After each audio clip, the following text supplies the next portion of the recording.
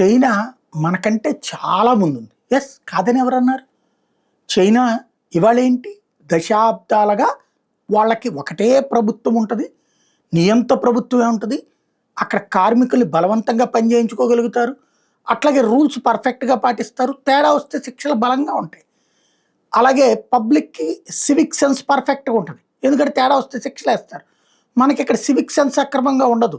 అది గనక మనం అడ్డుకుని ఏదైనా యాక్షన్ తీసుకున్నాం అనుకోండి, ఓట్లు పోతాయన్న భయం ఉంటది. ప్రభుత్వాలు ఇక్కడ ప్రజల ఓట్ల మీద ఆధారపడి ఉన్నంత వరకు నిజాయితీగా హార్డ్ వర్కింగ్ చేయలేవు.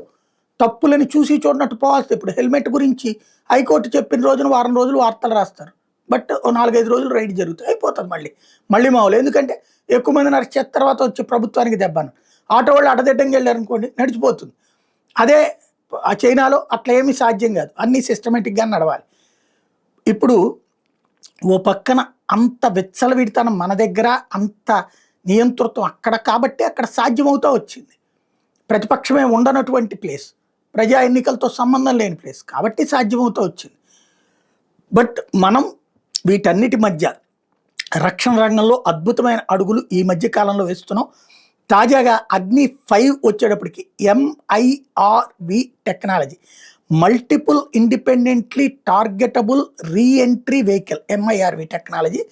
ఇది ప్రపంచంలో అతి తక్కువ దేశాల దగ్గర మాత్రమే ఉన్నటువంటి అవకాశం ఇప్పుడు మనం సాధించాం.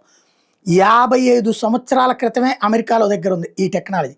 1970లో ఇండియా సక్సెస్ఫుల్గా ఇది ఇంటిగ్రేట్ చేసినప్పుడు దాన్ని మనం ఆపించగలిగారనమాట. అగ్ని 5 బాలిస్టిక్ మిస్సైల్ అన్నటువంటి ఇప్పుడు డ్రామాటికల్గా ఎన్హాన్సింగ్ అవుతుంది. MIRV టెక్నాలజీ ఇప్పుడు ఒక సింగిల్ మిస్సైలు ఒకేసారి 10, 15, 25 వార్ హెడ్లను మోసుకెళ్ళగలుగుతుంది. అదే ఈ స్పెషల్ అనమాట. స్ట్రైకింగ్ ఒకేసారి ఒకే చోట కాదు. ఇవన్నీ ఒకటి ఇటు వెళ్తుంది, ఒకటి అటు వెళ్తుంది, ఒకటి అటు వెళ్తుంది, ఒకటి అటు వెళ్తుంది, అట్లా ఒకేసారి 10 వైపులకి ప్రయోగించగలిగినటువంటి శక్తివంతమైనటువంటిది ఇది. ఇవి ఇంతవరకు అమెరికాకి, రష్యాకి, చైనాకి, ఇజ్రాయెల్ లాంటి దేశాలకి సాధ్యమైనటువంటి టెక్నాలజీని భారతదేశం సొంతగా సాధించగలిగింది. అమెరికా మనకి ఇవ్వడానికి నిరాకరించింది, ఇజ్రాయెల్ మనకి ఇవ్వడానికి నిరాకరించింది, అందరూ ఇవ్వడానికి నిరాకరించిన సందర్భంలో సాధించింది.